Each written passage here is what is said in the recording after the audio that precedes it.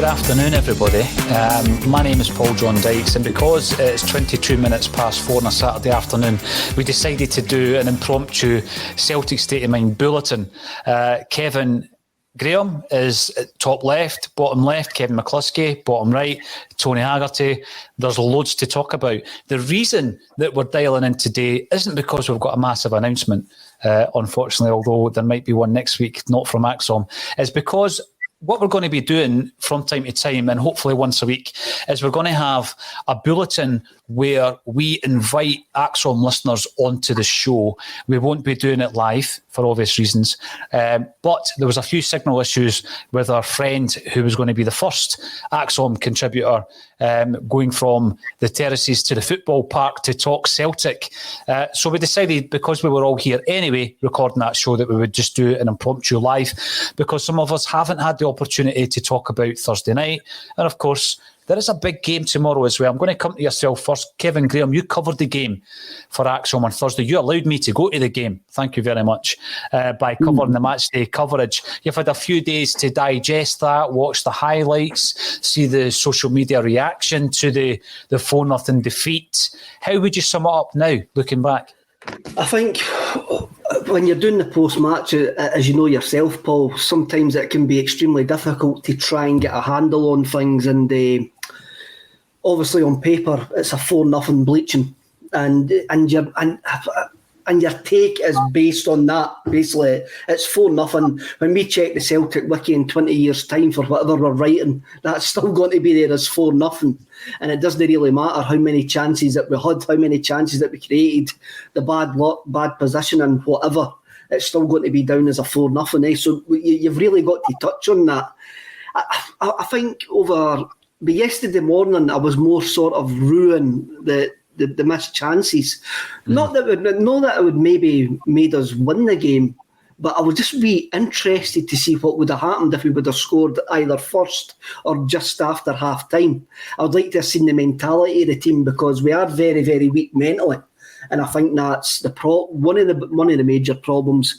Also, another one of the major problems is we just haven't got the players to play what Ange Postecoglou wants us to play, especially at that level against a decent German side, and it's very difficult to be harsh on some of the players, and I don't think we were too harsh on Thursday night on some of the players, and I'm probably more calm about it now that I do know that this is, I mean, well, let's face it, in the summer the boss says this is a major rebuild.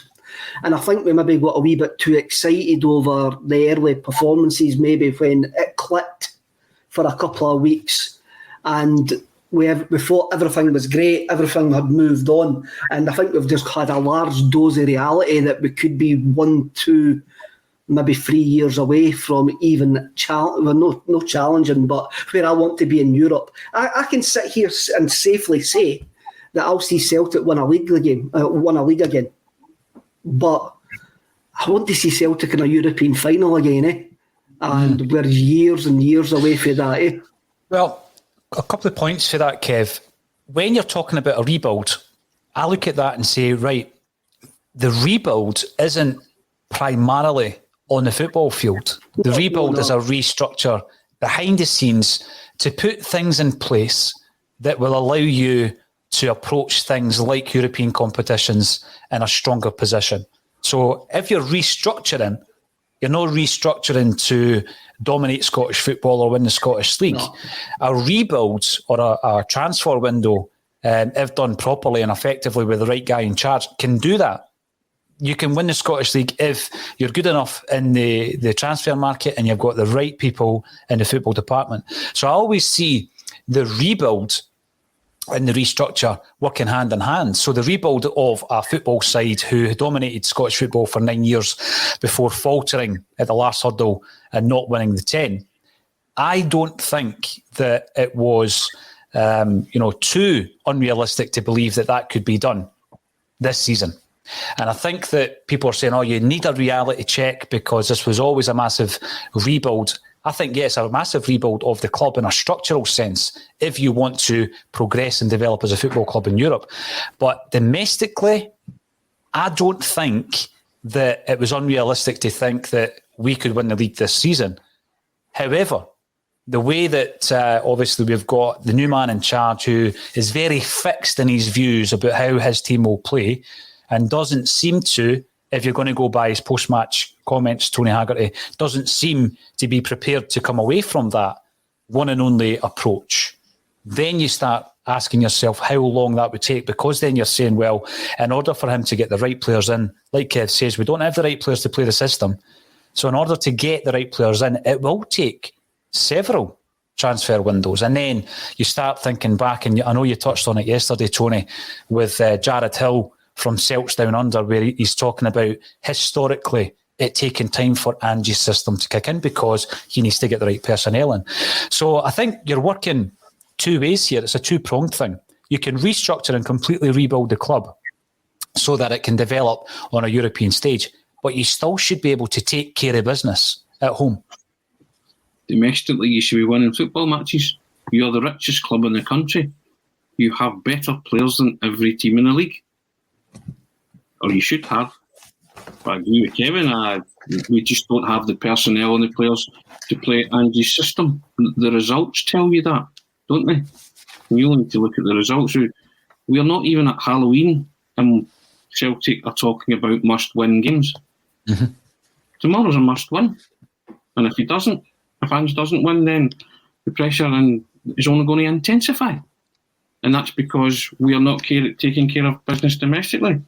You are allowed to transition and rebuild whilst winning football matches. You know, other Celtic managers have faced the same problems and still won football matches. Celtic could go, 7th in the table tomorrow if they lose, I believe. You know, so that tells its own story. Yeah, and I'm like Kevin as well. I would love to see Celtic reach another European final, but we are miles and miles and miles off of that. No, and I think is it an unrealistic expectation to expect Ange's team to compete and win the title this season? I don't really think so. And see, if you're saying write it off, it's the bigger picture. Well, the bigger picture for me in that is that your rivals will then claim £40 million and will become bigger and better.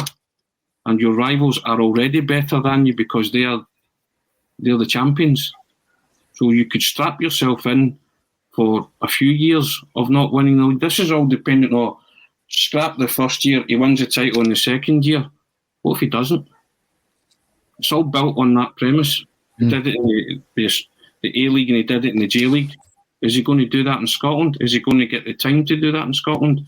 I would conjecture not if results continue the way they are. And that's not being negative towards Ange. That's just a healthy dose of realism. You're commenting on this, what's happening. And at this moment in time, Celtic have won 2 out of their last 8 matches. That's quite a sobering statistic. It is, Tony. And, you know, we do get, and this is an impromptu bulletin, so I'm guessing there won't be as many live viewers on the show, but people will catch up later on all the various channels. And if you are watching on YouTube, make sure you subscribe, because we are building the channel on YouTube and we're building our subscribers. But see, when you're talking to Celtic fans, be that at the game or collectively within this group, or bringing in the comments, and people are saying that it was unrealistic. Let's go back a wee while, and I'm going to throw this one to Kevin McCluskie. Go back to a stage where, let's say, Ronnie Dyler's left the building. There is a rebuild of sorts due to the fact that obviously we win the league that season. We don't have that same challenge that we do now, because obviously we are now the challengers. But at that stage, we needed massive change in terms of the football department. So when somebody comes in Brendan Rodgers, and you look at the game where we've gone the entire season invincible, and we beat Aberdeen in the Scottish Cup final, and everybody will remember it, and an incredible occasion and achievement. And you look at the actual side and the personnel, and you look at how many of them had been there the previous season under Ronnie Dyler. Then what you can see is an incredible sea change depending on the person who's in charge of a football club. So, yeah, we need a massive rebuild. Yes, it's different from the Dyler to Rodgers transition. Of course it is. But I don't think that we should be accepting of the fact that we're sitting 6th or potentially, as Tony says, 7th in the table at this stage. And it's not hysteria. It's not knee-jerk. It's not entitlement. It's basically looking at the facts, because there is no... It's almost like, yeah, but it's okay because by the second season, it'll be fine. There is no guarantee. And I don't think we can put all our eggs in the basket that it will turn round, because let's remember, and this is something we need to discuss as well, Kevin McCluskie, the players that have come in, the 12 players that have come in, they were not all identified by Ange to fit his system. Now, people might say, oh, that's you speculating again. Tell me, prove to me otherwise that Ange Postecoglou identified those 12 players to play his system, because there's absolutely no chance. So if every transfer window he's getting one player, it's going to take longer than 2 or 3 transfer windows if he doesn't change what he's doing at the moment, Kev. Yeah, exactly. Yeah, I think the last point there about the players that have come in, there's absolutely no way that Ange has kind of signed off or signed all those players off his own back. One big example being somebody like Karl Starfelt, who's not an Ange type defender. He's not comfortable with the ball at his feet. He's kind of admitted that he doesn't like to play out from the back, but that's what Ange wants from a centre back. I think centre back in Starfelt as a player, but he's a basic centre back who can go and win a ball and then give it to the one player who's in front of him to allow him to play. But he doesn't fit Ange's system. So yeah, I mean, I definitely agree that there's a lot of signings that have come in that don't fit his way. If you hire somebody like Postecoglou who's got to find style, you've got to let him pick his backroom staff. You've got to let him pick the players that are going to come in and fit that. Otherwise, you're in a situation that you're in just now, where, like Tony says, lose tomorrow and we're in 7th place. That's unacceptable for Celtic. 100% it's unacceptable. Now, we're going about a system. We've used it in a tagline. Kevin Graham, what is Ange's system? We, obviously, leading up to this season, we spoke to Alan Morrison, who'd done some work on the numbers behind Ange's success. We spoke to Jared Hill, who had and has good knowledge of Ange's career in Australia. And we spoke to Dan Orowitz, who had seen his most recent tenure over in Japan. Dan is a journalist for the Japan Times. Tell me, Kev, what is Ange's system? What is the system that we're talking about? What do you see it as being from everything that Ange has said and from everything that you've seen? What is the system? I see it as a kind of system which is quite fancy, which is quite often used now in Italy, of all places, which was known for the catenaccio and that. It's a high press attacking, but it needs certain players with an energy to actually do it. Also as well that you see it a lot in the games that you watch all over Europe, that a lot of the defenders, it's last-ditch defending and stuff like that. I'm not really into... I can't describe it. There'll be somebody out there that can describe the football better than me. I just see it as having a go, being quite modern in the philosophy, being quite modern in the way, like, using sports science and stuff like that. The way it's actually just it's a system that us in Scotland actually probably are a bit snobby about and go, that'll never work here. And I think that's coming through with quite a lot of the Celtic fans that are like, you saw the comment, you see the comments after every game now that that's a defeat, and I don't know. Maybe he maybe isn't the man to implement it, but I really do fear if we want to modernise the football club, then this board, who, as you rightly say, Paul, we had a quadruple treble, we had 9 titles in a row. I don't think this board actually believe that they've done anything wrong. I don't think this board believed that they've done anything wrong with appointing Neil Lennon. I don't think this board want to change, and I think you can actually see. I think you can actually see the fact, as the other Kevin mentioned, he hasn't got his own backroom staff. They're not fully committed, and I don't believe the supporters are fully committed either. And this if Postecoglou I says last week, I says on Wednesday, when I was looking around the stadium, leaving the stadium after the 1-each draw with Dundee United, which was an awful game, by the way. I saw nothing. I saw no attacking football whatsoever. I saw no bright future. I saw nothing what was promised. The attacking football that were promised. I saw none of the football that we saw against Dundee and St Mirren. I saw none of that. And I just reckoned, I just had a look round the whole stadium. I went, we're not fully on board with this. This could be the right man at the wrong time, or just the wrong man at the wrong time. But I do not know. We can't say that until there's a full stop at the end of the Postecoglou era. I says at the start of the season as well that I didn't want to judge Ange by one season. I want to be in 5 years' time going, Ange Postecoglou was the right decision for Celtic. And I don't know. I've used this term quite a lot over the last couple of days. I don't think us as a support on the whole have got a stomach to actually have like this state of flux and inconsistency that we're in. I don't know why that is. Maybe last year's completely mentally drained us of any sort of like realism or capacity for some adversity. Tony says that we were the richest club in Scotland. Well, I struggle to see how we behave like the richest club in Scotland, and I struggle to see how we behave as a big club. I mean, I read some Australian journalist there. He's going, the Celtic fans have got a big club mentality, and it got me thinking. I'm going, why should we have a big club mentality when we're run like a bowling club?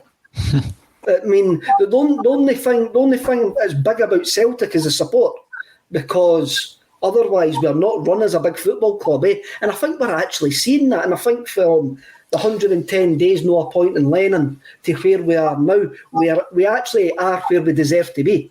And we just need to sit and suck it up and hope something changes. Well, I'm going to ask around, because I asked you quite frankly, what is the system?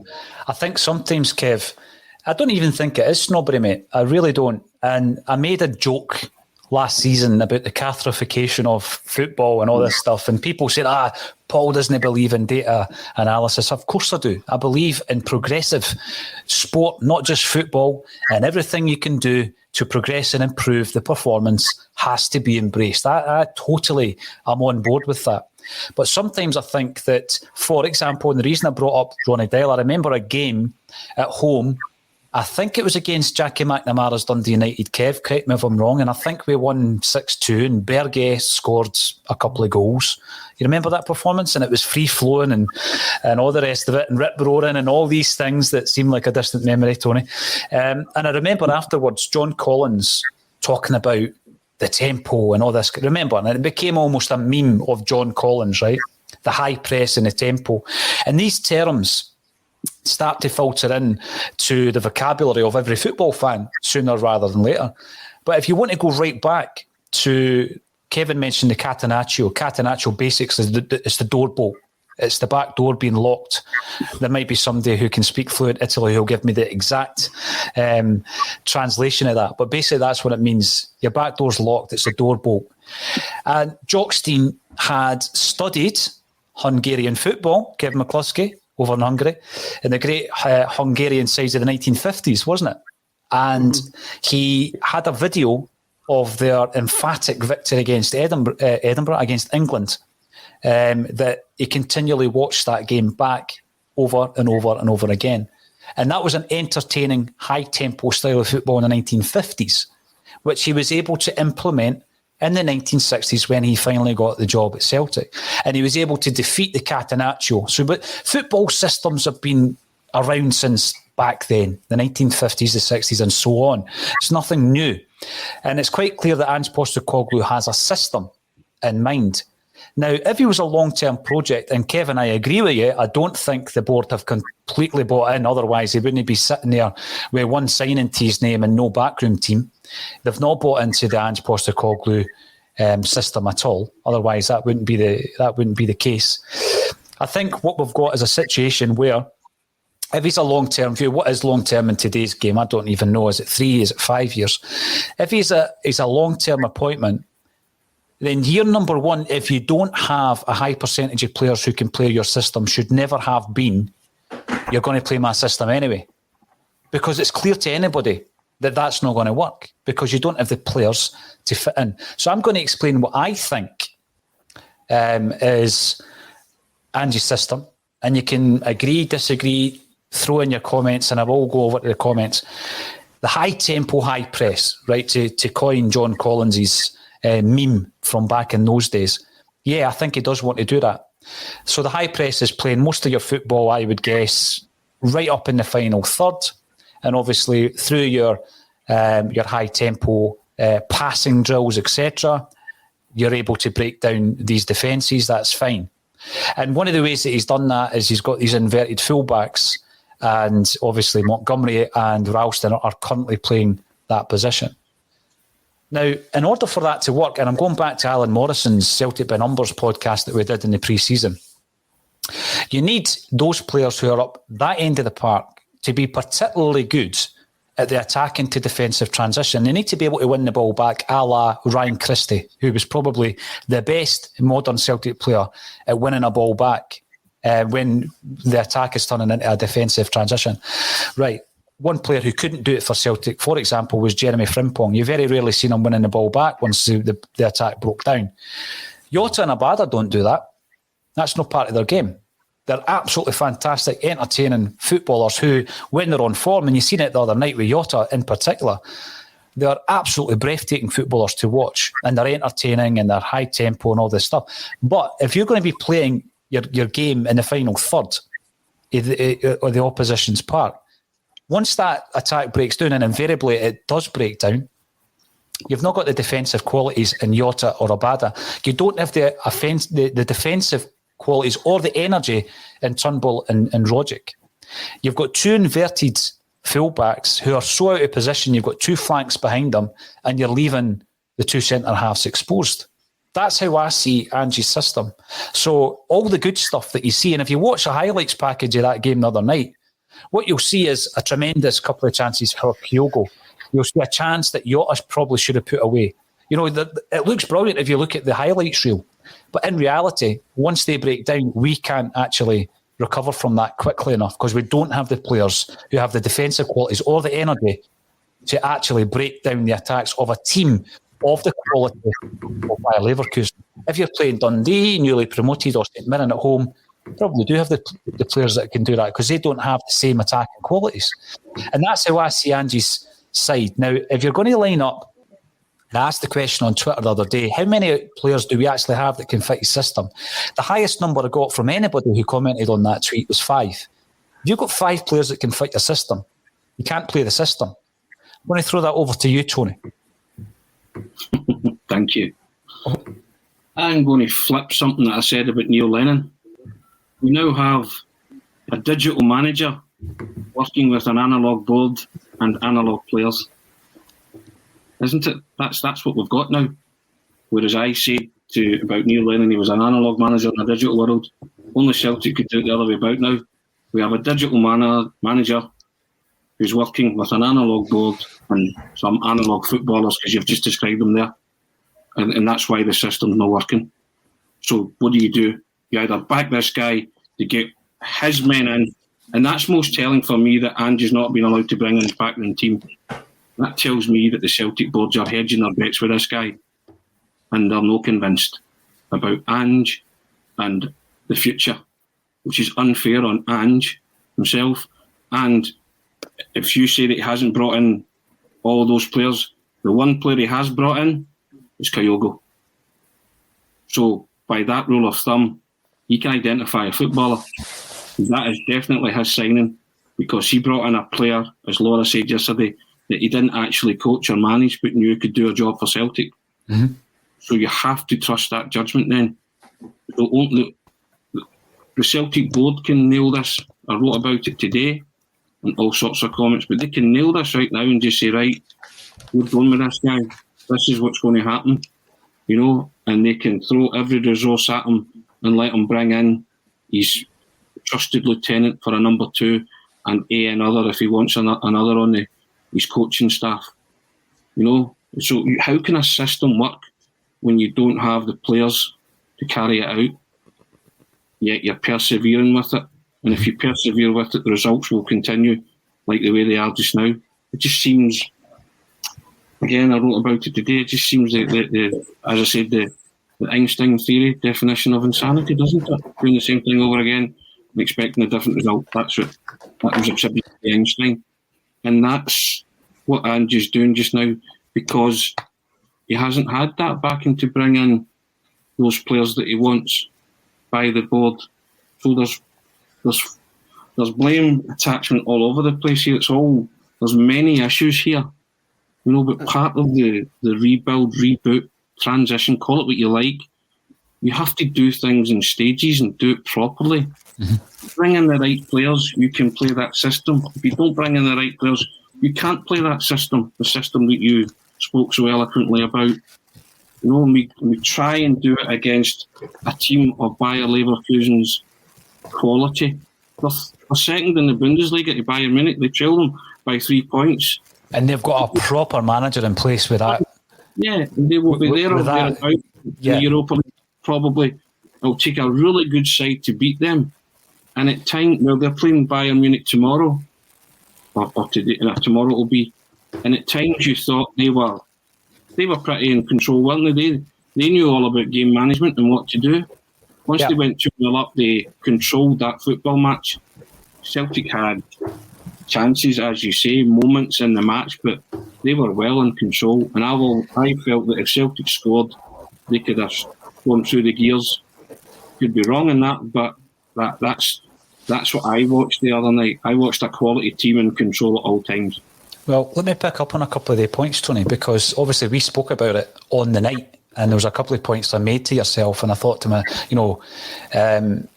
myself, it's worth bringing them up on the podcast to see what the viewers think as well. But what I was going to say is they've got a proper manager in place of a pedigree who you would hope Celtic would seriously consider. Now, we're at a stage where Gerardo Swan would now be out of our reach, but I was advised from a very good source that he was sounded out about this job last season when he was, the young boys manager, and he done so well there as well. So, you go from that calibre and you see what he's going to do, and invariably he'll take Bayer Leverkusen to some great success, I'm sure. Game management. Now, we've spoken about this before. We've spoken about it. I think Real Betis was an example of that. We took the lead twice against Midtjylland. Obviously, the first time is very difficult when one of your most experienced players gets sent off for being completely stupid. But the second one, it's about game management. Real Betis is again game management. I'm watching the game sitting next to you, Tony, on Thursday night, and what I saw in this take, this actually explains the game management by Bayer Leverkusen, but also is another part of the structure in this system that Ange has. Joe Hart's got the ball, and he gives it to Montgomery or Starfelt. It goes to Montgomery. And then there's an inverted horseshoe, like a garland effect, where it goes from Montgomery back to Starfelt to Cameron Carter-Vickers, and then on to Ralston, sometimes back Hart. And that's something that we are using as part of the system, because we don't want to hit the channels. For some strange reason, we don't want to hit the flanks, right? I know that a diagonal pass is something that's very difficult to pull off, but we do have players who can do it. One player who is very good at it, who wasn't playing the other night, is Stephen Welsh. Another player is actually Ralston. His diagonal passes deep into the final third are particularly good, and there was a couple of occasions where he did try it in the kind of latter part of the game. So we don't seem prepared to play that diagonal pass in front of Abada and Jota. Abada and Jota spend half the game facing their own manager, their own goalie. Sorry, right? So the Bayer Leverkusen players are on the front foot constantly. They're never being put on the back foot. And we're just playing this horseshoe back and forward across the defenders. Now, Bayer Leverkusen let us do it. So that's game management there. They're letting us do that because we're going nowhere. McGregor is an out ball. He's marked. Kyogo's an out ball. Marked. Two wingers are marked. Turnbull and Rogic are marked. We're going nowhere. We're going absolutely nowhere. And then what you see happening is the ball comes to Joe Hart's feet, and the player who's sitting on McGregor starts to rush Joe Hart. He starts to rush Joe Hart, and Joe Hart has one option because he can't play it to his defenders because Bayer Leverkusen are now pushing forward.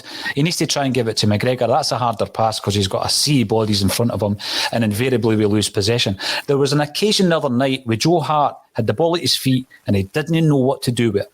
He seriously didn't know what his out ball was because it's been drummed into him that there's a system, and that system means you don't play it long, you don't play the diagonal pass. One of the times that we did it the other night was Carter Vickers. He played an old-fashioned through ball and Kyogo should have scored. And that was one of the best chances of the night because he broke the system. Now, what you then get a situation of is Joe Hart doesn't know what to do with the ball. Centre-halves are playing the ball across the face of their own goal. How often have we seen that this season? David Turnbull's picking the ball up a yard from his touchline and he hesitates. Now, nobody knows what's gone through his mind. Is it because he's been told to pass the ball out of defence? Because it looked as though he hesitated because he didn't want to just put his toe through it, out the park or up the park. He hesitates, they get the opening goal. And the whole game plan is completely rifled because otherwise you're going against Ange's game plan. Is it as simple as that, Kevin McCluskie? Are we playing a system that when it doesn't work, we need to have a contingency, we need to have a plan B, and sometimes it's a pass like Carter Vickers to Kyogo, and he almost scores. That was one of the first occasions that Bayer Leverkusen were on the back foot. The back line was stretched, yet we never done it enough. Aye. It's like what Tony's just said. There's a lot to try and digest in these last few minutes since I last spoke there, but it's like what Tony said about the Einstein quote there. We're trying the same thing over and over again, and we're getting the same result, which is result, no end product from it. Every now and again, the players, I think, have got to be more accountable on the pitch and just make their own decision, make an individual decision on something. It's not always about sticking with a system. We all want a nice, short and play. We want to be direct and take the game forward in an attractive way. But if it's not the option that's on, you've got to go along every now and again, and you will get success from it. You'll mix it up. You'll put the opposition on the back foot. But yeah, we just don't seem to have a plan B, which seems, again, an act of folly, really. If one way isn't working, you need to have another option. You would do that in every other walk of life. You'd always have a plan B to fall back on. So, like, as much as we all want to see Ange's system work, this free-flowing football, when it doesn't, there has to be another option. And it might be that somebody like Giakoumakis can be the other option if he's a more physical option up front, and we've just not had him. But even in the games that we've had just now, we can mix it around a little bit more, and we haven't been doing it. And we're basically getting everything that we deserve by not being willing to adapt and to change. I think one of the biggest examples, and I'm keen to bring in some of the comments, one of the biggest examples is in order to play this system that Ange is implementing at Celtic, you need high energy in the midfield. And we've got, if everybody's fit, McGregor, Turnbull and Rogic in the 6, 8 and 10. There's only one high energy player out of the three. And I've said sometimes it sounds simple, but how on earth could you play Turnbull and Rogic in the same side when two of them aren't befitting of the system? You might get away with one luxury player because you think to yourself, see in the final third, he can score from nothing. You know, Turnbull can score a long range effort. Rogic can give you a bit of magic. So it's worth having him up there, but you can't get away with having two of them. I'm going to throw this to Kevin Graham in just a moment, but a shout out to Joseph Tom. Any relation to Andreas? Joseph, hi guys, good to see you. I'm normally working, so don't see it live, so please give me a mention. Well, there it is, and hail to you as well. Steve McGonigal, you were the first commenter of today. And Willie, any spares for Aberdeen? I live here, easy meet. Okay, well, anybody who does have any spares, get in touch with Willie, and I'm sure he will be very grateful. So Kevin, you know, sometimes people say it's a wee bit more complicated than that. Can Turnbull and Rogic effectively play in the same team whilst trying to implement the system that Ange has asserted he's not going to change? I think it's been proved not. I think it has been proved not, and especially when you play a team of the quality of Leverkusen, and you saw it last week, and Turnbull and Rogic against Livingston were poor, against Dundee United were poor. Both of them are just looking, it's a crisis of confidence, I think, with Turnbull. I think that was proved when he kicked the turf the other night. Then he tried too hard to get himself back into the game, which is something that you should never do. You should just say, right, I've done that, take a deep breath and move on from it, because there was still 60 minutes of the game left to make amends. It's not as if it's the final minute or anything like that. I don't think they do. I said to you yesterday, Paul, we need freestand Petrovs in the middle of that park who can do everything that a midfielder can do. We've only got one at the moment, and that's Callum McGregor. But we need two players of the mould of Stan Petrovs alongside them that are able to go box to box, able to create and able to score goals. And if we don't get that in the next transfer window, then Ange is definitely going to be struggling, really going to be struggling, unless Liam Shaw or somebody is going to appear from nowhere and turn out to be that player. I've always says the Joe Ledley type.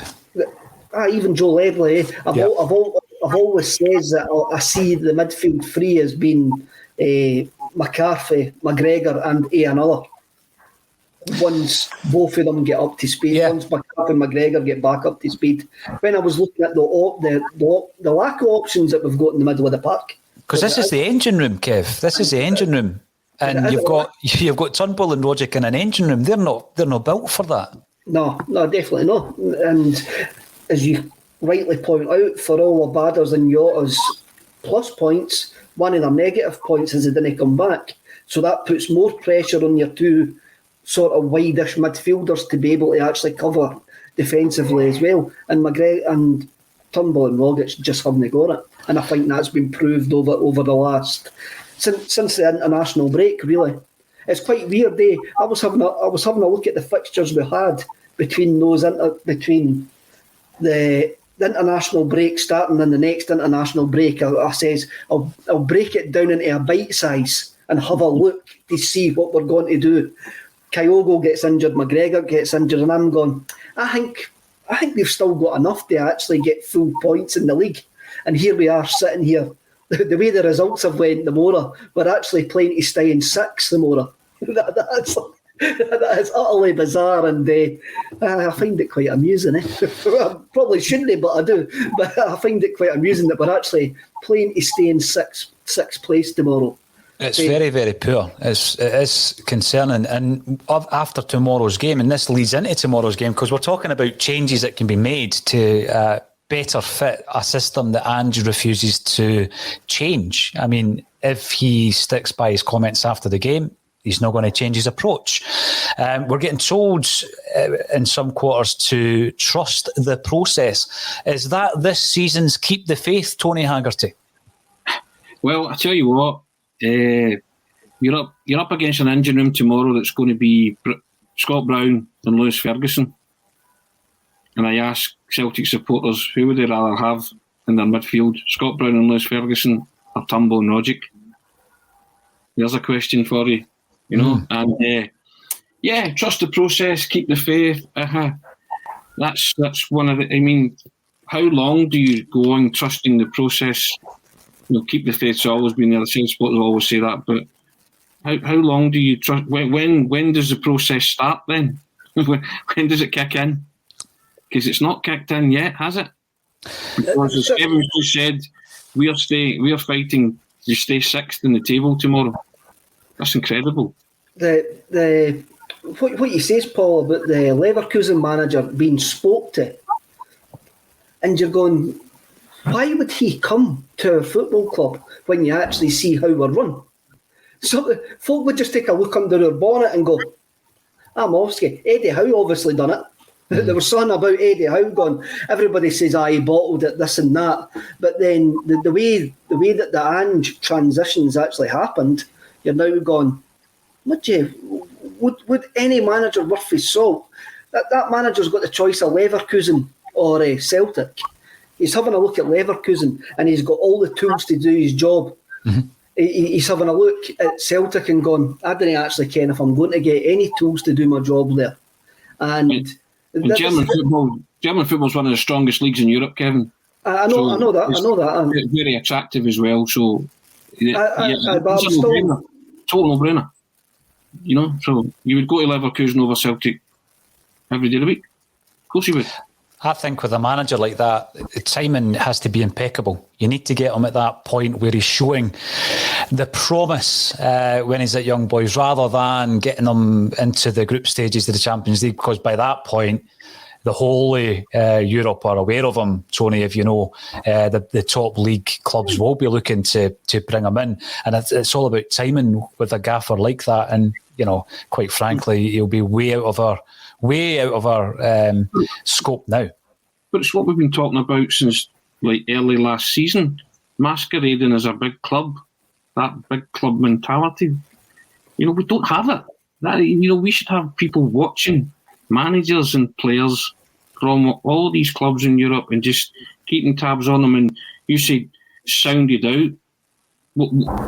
How did that manifest itself? Was it a real meeting? Did they go and see him, or was it a third party saying, "Look, would you be interested in that?" You know, you like, if you're going to conduct business like that with a manager like that, you do it properly. You make this club something that they can't say no to. You know, that's how you conduct business. That's how you go and get a manager like that. You know, that's how you court them, you win them, you sell Celtic to them. You know, because we think that Celtic is the be-all and end-all. It's not to these kind of guys.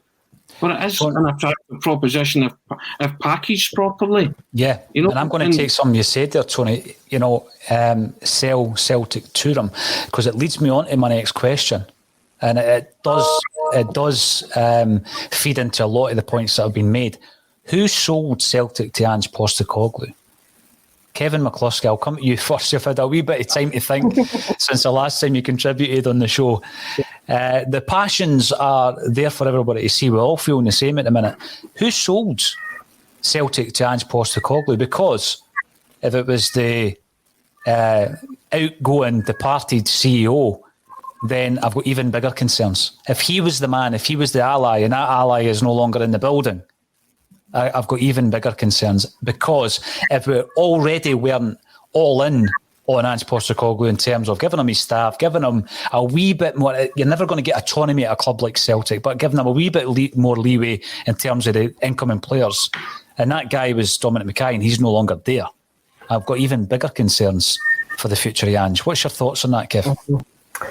Yeah, I mean, I can only go on probably little bits of information here and there, but it seems like Dom Mackay was the guy that went out and got Ange. He was his pick after Eddie Howe fell by the wayside. So I've got a lot of concerns as well with that if Ange is Dom's man and Dom's not there anymore, Ange has got no one to fall back on when things aren't going well. And it seems that is the case, because he clearly hasn't been backed to bring in his players in the transfer window. The midfield is probably the pinnacle of that, the point that absolutely proves it, because, like he said, there's no energy in that midfield at all, which you need for that system. Mm-hmm. He's not been backed that way. He hasn't been backed in the backroom department. He's got no coaches that are his. I very much doubt any of the sort of sports science guys that have come in, or sports nutritionists will have been his appointment.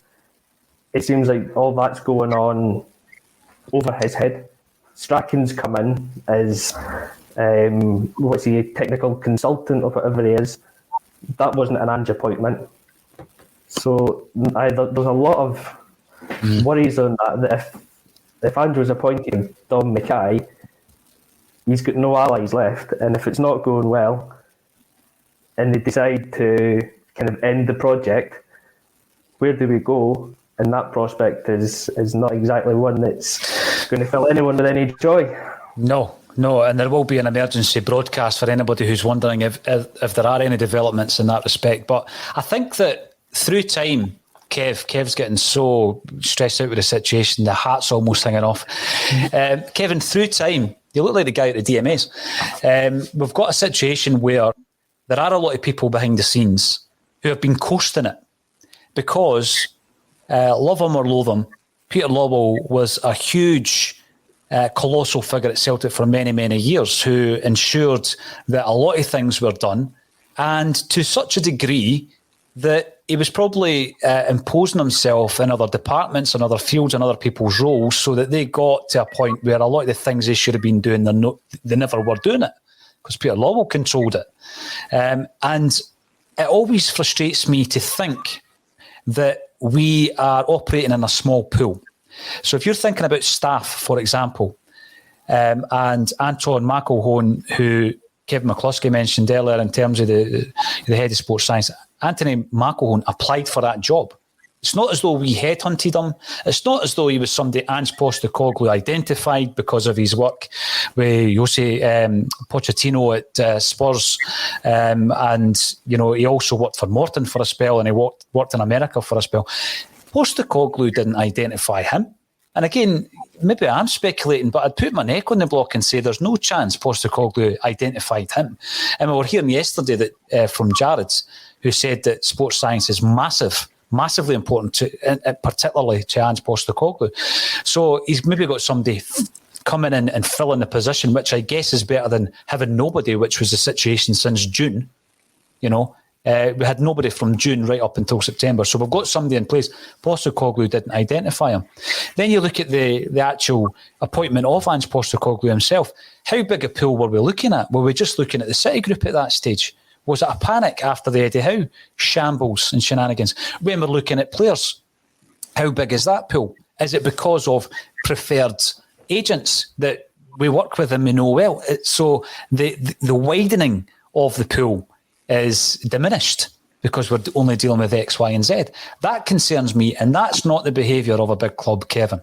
No, it's not. And of course it was a panic appointment.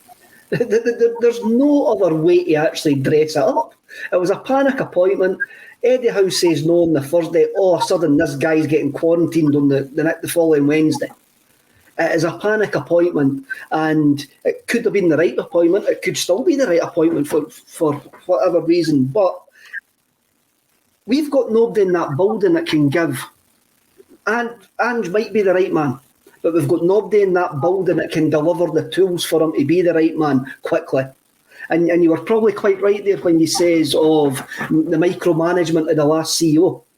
And there's now guys being left to actually do jobs, and they're going, what do you mean I actually need to do something now? Because that guy there used to do everything for us. And like it or lump it, there's a massive vacuum left in that football club that Peter Lawwell's not there. It's more decision-making, Kevin, isn't it? It's more decision-making than physically doing a job. It's make a decision because you're the head of a department and you should be able to make a decision. But they've not had to make these decisions previously. No, they haven't. And that's been proved. Again, in the transfer window where everything seemed to be dragged out, and Ange actually says, when I write my book, I'm going to tell you how many players we just missed out on. So why did we miss out on those players? It's because we've got nobody of the ability to work in a football structure, and it is. I don't think. Right, we should be beating Livingston. It doesn't matter. That team is on that park. It should be beating Livingston, right? We should be beating. We should be making more entertainment to beat Dundee United. You asked me earlier on what Ange promised us. I wrote down entertaining football. I couldn't actually answer it when you asked me the question, but I wrote down entertaining football. I would rather get, if we're going to lose games of football, I want to be entertained. I haven't been entertained since the start of this. The Betis game, I was entertained, and for the first 20 minutes of the night, I was entertained. There, it was like, I'm not entertained anymore. This is getting a bit sore. But we've got nobody there, and if Ange Postecoglou's reign is a short reign, I fear what comes next. I really do fear what comes next, because the structure change is not there. Mm-hmm. So whoever's coming in is either going to be somebody for the Scottish League, because the Celtic job is still a massive job to anybody it's managing in Scotland outside Rangers, or it's going to be somebody that they know or somebody for the City group. And of course Ange just came for the City group. That's where that's came for. And it's how many other folk after Eddie Howe knocked us back before they got to Ange Postecoglou? It's a good question. And that is not me being disparaging to Ange. That is me just being a realist going, as soon as Eddie Howe says no, there was a panic button pressed. And the panic button was, we can't let this go any longer if we having a name. Because we've got season tickets to sell. Because we've got season tickets to sell. And also, back to my favourite subject, the board have now got our money. They've now got our season ticket money. They've now got our Europa League package money. So they can do anything they want until they have to come with the begging bowl to us again. When you said it was your favourite subject, I thought you were going to talk about the KLF there for a second. That's another one. That's for. Oh, can I also say that Kevin's cat Pirlo is making some great comments, by the way. We should maybe get his cat on. Aye. Excellent. Makes more sense than me. Pirlo, like it. Stephen Krieber, he's looking as exacerbated as most of us. Would any of you bring back Beaton in place of Turnbull? I know he's not got the legs, but if you put Beaton in the 6 and move Calmack into the 8, the reason I bring it up is there is a discussion to be had. Tony has already given us, and by the way, Aberdeen have been no great shakes this season, and a lot of people, because we have the state of Scottish football that runs on a weeknight at 6, we've got Aberdeen fans on there giving us their take on the Stephen Glass scenario. Aberdeen are not doing particularly well. But what they do have in Brown and Ferguson, Tony, as you quite rightly said, is they've got an engine room. And that engine room is going to be up against Callum McGregor, who could run the hind legs off of anybody. But he can't do the job with 2 men. And this is the issue. So who do you play alongside him? If I was to choose either Turnbull or Beaton at this moment in time, I would still go for David Turnbull. Now, I know that some people after Thursday night might disagree. I just think that he is more consistent. And by the way, none of the two of them are consistent enough, but he's more consistent than Rogic. And Rogic's on the bench and you can bring him on, etc. So that's what I would do. But alongside McGregor, the suggestion from our listener there, Stephen, is that it should be Beaton. I'm more inclined to still go for McCarthy tomorrow, because I think that there are physical elements of his game, Tony, that coming up against Ferguson and Brown tomorrow would hold us in better stead. I think you play, again, I'll go back to it, a horses for courses team, right?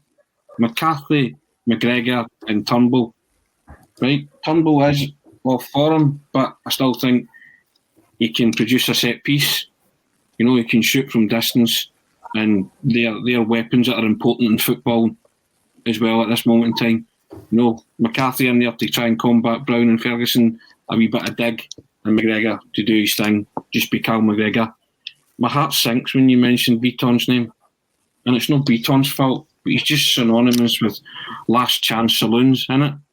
You know, you're in a Champions League qualifier, Beaton plays at the back, you just have no hope or no faith in what you're doing or getting a result. Beaton comes in when it's like, well, you know, we're hoping to get a result, but hey, he can be a convenient scapegoat if we don't. You know, and he also lets you down on a big occasion as well, Beaton. So I would have Beaton nowhere near that team tomorrow, personally. So it's no Beaton's fault, just fair enough. I just don't rate him as a footballer. You're allowed to say that. That's my opinion. But I would have McCarthy, McGregor and Turnbull in there, and I would give Turnbull a chance to make up for the other night, because I don't know if you saw the other night, he lay on the floor for ages, and I think it was Ralston, going back to what Kevin was saying. Ralston was like, get up, get on with it, and he just lay there feeling sorry for himself. And his whole game and his head went out the window in that moment, and it was Ralston that was saying to him, it's done, get on with it, come on. And he was slapping him on the back and slapping him as he went back, and you know, and that's young Ralston saying to him, you know, a boy who's been a former scapegoat of the Celtic supporters. And in that moment, I was like, do you know what, Ralston, good on you. Do you know, because his instinct was probably what to shake him. Say, here's you. You know, right, you've made a mistake, forget it. But unfortunately for Turnbull, not only did it change the atmosphere in the game and the crowd, it just affected him, because he did spend the rest of the game trying to atone for it and for everything he tried to do right, it didn't come off. And it was just, and you know what? See, in that situation, I'd have been inclined to take him off, because we turned to each other and went, he's offering nothing. His head's gone. He had a head's gone kind of game. So the manager has to see that as well and say, do you know what? Because the judgment goes, Tony. You know, you're starting to make speculative efforts where you could maybe lay it into Kyogo. He tried to play a couple of, the simple passes, couldn't execute it. They were just picking it off at every turn. So I would have took him off and then said to him, look, I'm going to play you on Sunday, but I've took you off for your own good, and I need you for Sunday. I need you to get focused. You know what I mean? But I just kind of looked at that moment with Ralston, and I was a big up to Ralston. I thought, do you know what? You've stepped up to the plate there and tried to be a leader, and that's what we've lacked. In that moment, say to him, come on, it's not the end of the world. Get on with it. And he'd gone after that. He'd have been well taken tumble off in that moment. But I'd still give him another chance tomorrow over Beaton and Rogic, because I think Tumbo's got slightly more legs than Rogic, but not much. No, you're right. You're right. I'm going to ask you this, Kev, because Kevin McCluskie, that is. I looked at that game and I've seen the fallout on social media, and some people are saying, if Kyogo scores a couple of goals, and it's all ifs and buts, and I get that their goalkeeper was particularly good, but I think also Joe Hart made some very good saves. And for me, it was never a penalty. I don't think that was a penalty. It was very, very harsh.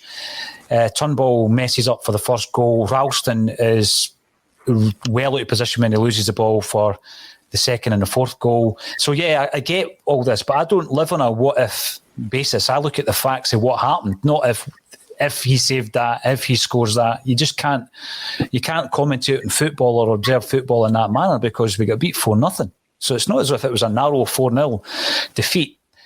It would be handy, I guess, if we had someone to speak to right now who played the game professionally. Callum McGregor's going up to Aberdeen tomorrow. He knows what it takes to get a win at Pittodrie. He must be looking at that game the other night thinking, right, if we play the inverted fullbacks, because Ange just told the rest of the European football we're going to play like this every single game. Aberdeen know how to play us. They're going to rip us apart.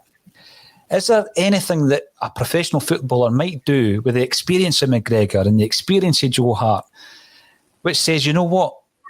Let's play with the fullbacks as fullbacks. Let's play this slightly differently. Let's not play it out of the back. Now, because on the one hand, you're disobeying the manager's instructions, but on the other hand, you're more likely to get a good result. Yeah, I don't know about that one. I don't know what you can do. I think this is when you have to do... McGregor's got to step up as being the captain, and you've got to have a team meeting with the manager. I can put forward a point of view that the players in the park are saying that what they're being asked to do and they're not comfortable with it.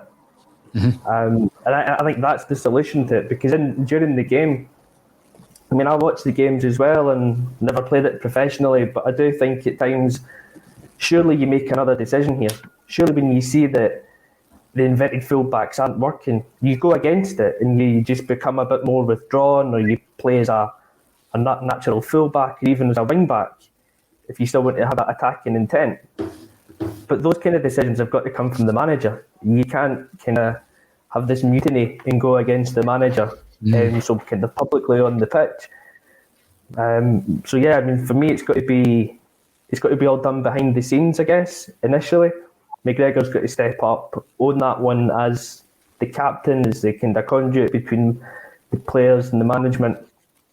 But something needs to be done. Something's got to be changed, because we can't keep on going on with these inverted fullbacks that are losing the ball in the centre circle, both of them 10 yards apart from each other, massive spaces in the wide areas that are just being exploited week after week.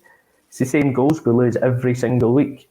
So at some point, that change has to come, and it's got to either come from, say, led by the players, via team meetings, or Ange's just got to see it that system doesn't work. Well, I'm glad I asked you that, Kev, because I was going studs up and muting in the camp and doing what we like, but you've probably been far more sensible in suggesting that a wee team meeting might be useful. Kevin Graham, we've got characters in that dressing room who surely are strong enough to pull that together in Forrest, McGregor, Joe Hart, who's obviously the vice-captain. at the moment.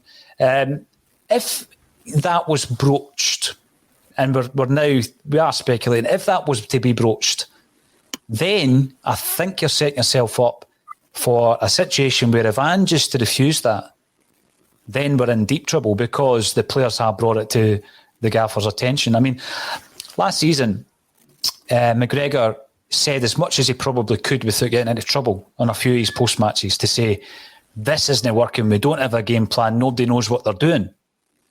So it could be a case of you take it to the manager, but again, if the manager digs his heels in that situation, then it's probably going to end up as a worse situation.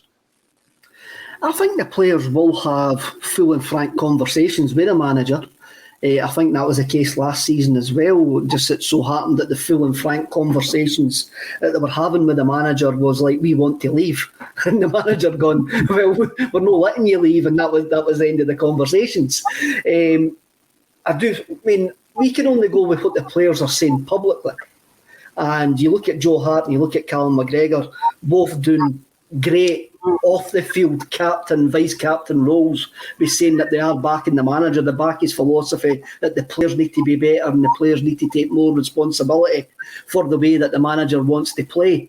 So for me, I think the players are very clear that if the players turned up to Postecoglou and says, by the way, this is not working, what answer they would actually get, because it seems to be that Postecoglou's made that extremely, says it's either my way or the highway, basically, is what he says. But we've got a mentality problem on that side. If we go 1-0 down tomorrow, it's probably game over. We won't get back into it because the team is so devoid of confidence. And you've seen it over the last couple of weeks when we've went a goal down as well. But as Tony pointed out, Tony Ralston the other night with David Turnbull, trying to drag David Turnbull back up. Tony Ralston at the game in Betis, last 15 minutes, dragging us up the pitch. I mean, Ralston's proved to be a leader on the pitch. We can all debate his merits as a footballer all we want, but he seems to be quite vocal and he seems to be quite... He leads by example at times, and a lot of that times it's just brute force by knocking the ball and just going and actually getting the team up the pitch. McGregor has got that leadership quality as well, but we need to see a mentality from the team tomorrow going to what is generally regarded as a tough away venue, but actually a venue we've got a very, very decent record at over the last decade. I would think. For me, the only part of the team, the only part of the club that can be pulled together very quickly is the dressing room. And I want to see that tomorrow. I want to see them on the same boat, or fighting for the same stuff. Give us an absolutely entertaining, decent performance. Send us into the international break to have a breath, catch our breath, and go, right, we're still X amount of points behind, but it's not over yet. But just give us a bit of hope going into the international break, because I do believe that dressing room can come together very, very quickly. It's a good point, Kev. A lot of the other points we've been talking about in terms of restructuring are long-term projects, whereas, as you say, you can come together as a team, and that morale and that shift of the mentality that you talk about can happen, and you're looking towards your leaders for that to happen quickly. Joe Porter, yeah, you're right. When we set the studio up, this was for the audio side, and through the good bit down there, that's where we do all the filming. So the lighting's no great. But, I mean, when I read that, my eyesight's even worse than the lighting, and I thought it said Bobby Davro. But Bobby Dazzler, I'll take that, right. But the reason I bring it up is behind me here, the lighting isn't great, so that isn't really the Tony Green. It's a much better one. Check our socials for it. This is our latest bit of merch that we make available on the website ACSOM.net next week. So if you like the jersey and you want to wear this, or you want to support the channel, this is one way you can buy a product. It helps the whole thing operate. And that's beautifully embroidered, by the way, the Shamrock. This was coined as the political jersey when it was introduced as Celtic's away kit back in the 1950s. The last time we ever wore it was in Jimmy McGrody's last game in charge. It was never worn under Jock Stein. Interestingly enough, I've seen a few of them come up on auction and the collar was white. Big John Fallon tells me that the white collars were for the reserve team and the green collars were for the first team. The things you learn. So this will be available next week for $35 on ACSOM.net. And yes, buy it for a loved one at Christmas time. I love it. I think it's great. And Celtic, we waited about 40 years for them to come out with a reproduction, and we decided we would just do it instead. So there we go. Thank you very much, everybody, for getting involved. This was originally going to be the ACSOM Cult Bulletin, whereby we had one of our viewers lined up, but there were system issues in terms of the Wi-Fi. We couldn't get them in. We're going to be doing that every single week. If you want to be part of it and join a panel like today's panel, then email me on pauljohndykes@gmail.com. Get in touch on Twitter, get in touch on Facebook. I will definitely email you back. I will get back to you. It sometimes takes a few days, especially if Celtic get beat.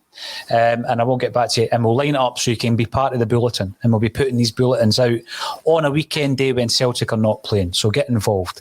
Thanks everybody for joining us on all the various platforms, and thank you once again to the panel, brilliant, Tony Haggerty, Kevin McCluskie, Kevin Graham, for joining us on A Celtic State of Mind.